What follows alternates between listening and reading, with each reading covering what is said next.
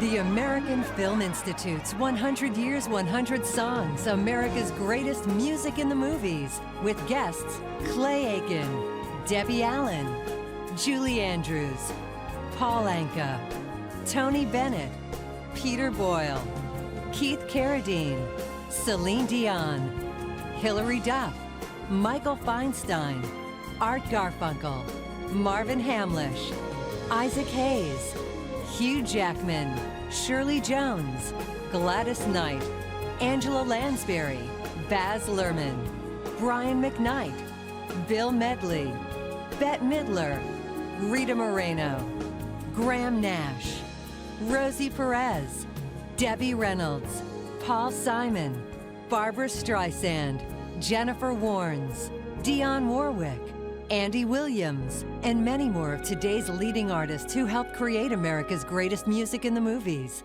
And now our host for AFI's 100 Years, 100 Songs, John Travolta. Good evening. We're here at the Wilshire Theater, an Art Deco movie palace in Los Angeles. It's hosted many great nights in film history since it's opened its doors in 1927. And one of those nights was nearly 40 years ago, when this lobby was filled with stars and other luminaries for the premiere of one of the most beloved movies of all time, The Sound of Music. And it's the sound of music that brings us here together tonight. We're here on behalf of the American Film Institute to honor the 100 greatest songs in American film. And we're not just talking about songs from musicals. Filmmakers can use a song in any kind of movie to enhance a mood or to help us better understand a character. For example, let's say you're watching a guy strutting down the street in Brooklyn, and there's a song over that scene that tells you, by the way he uses his walk, that he's a woman's man and there's no time to talk. You got me? See, if it's got music and lyrics and it's in a movie, it's eligible. So there are nearly 100,000 songs that could be on this list.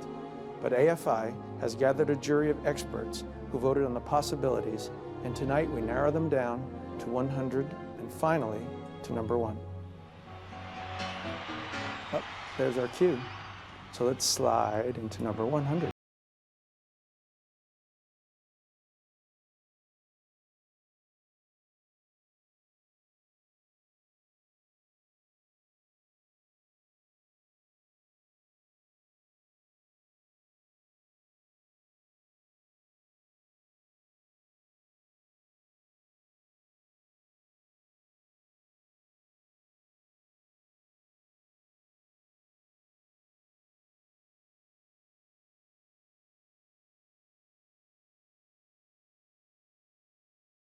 I was a teenager when that movie came out. I can vouch for the fact that me and several of my mates spent some time in our living room floors in underwear, a father's shirt, and some dark sunglasses. Tom, you have nothing to worry about, trust me.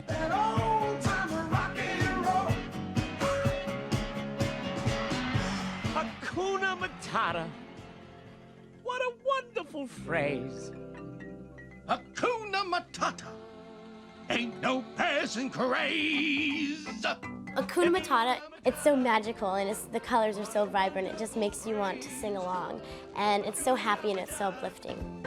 Ain't no passing craze. It means no worries for the rest of your days. Yeah, sing it, kid.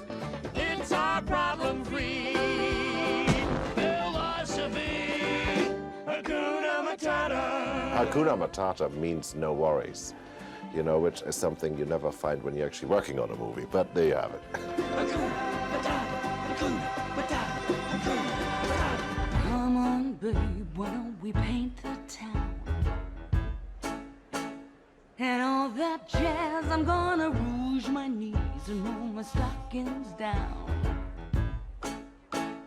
And all that jazz. All that jazz in the movie has almost sort of a different function than it does on the stage. It was Rob Marshall's brilliant idea to have Roxy watching Velma singing all that jazz, and at a certain climactic point in the song at the word jazz, suddenly it's Roxy singing it. In case you shake up hard and want a brand new start to do that. From then on, you know that you're seeing all the action through Roxy's eyes. And it justifies the whole movie. On that jazz. Come and meet those dancing feet. On the avenue, I'm taking you to 42nd Street. 42nd Street, that's a song that never goes out of your mind.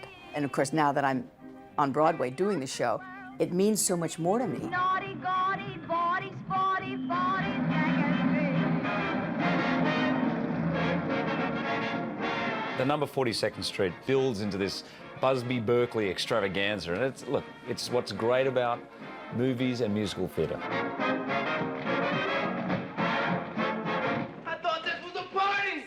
Let's dance! I personally love the song Footloose, and at the end of the movie, at the huge, performance where the kids are finally allowed to dance, you get so excited, you just want to jump up and start dancing with them.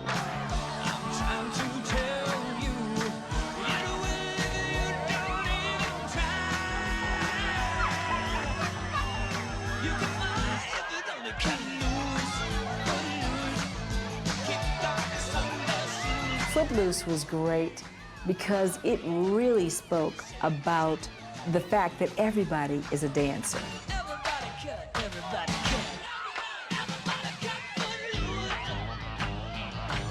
We're off on the road to Morocco. This taxi is tough on the spine. Beats the bus, huh, Junior? Beats me. Bob Hope and Bing Crosby made over half a dozen road pictures, and they were fantastic together. The Road to Morocco is a very clever song, has a lot of witty lines in it. The men eat fire, sleep on nails, and saw their wives in half.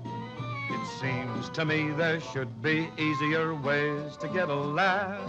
We're off on the road to Morocco, and somewhere I feel kind of numb. I know you wanna leave me, but I refuse to let you go.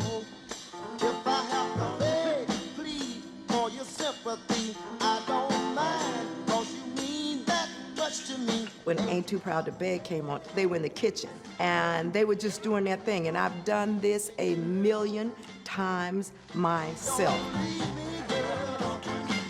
They just got carried away in the music, and before you know, they had a different camaraderie. They were interacting with each other and remembering wonderful times. But if I have to cry, I don't mind weeping if it'll keep. And the way they were getting into it in the movie, Ain't Too Proud to Beg. Oh, they were just doing their thing, Ain't too proud to beg, baby, baby, please don't leave me, girl.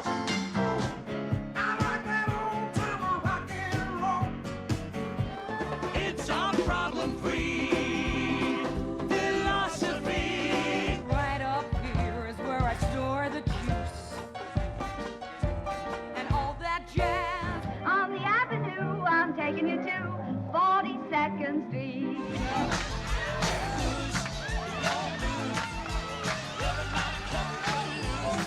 Look out. Well, clear the way, 'cause here we come.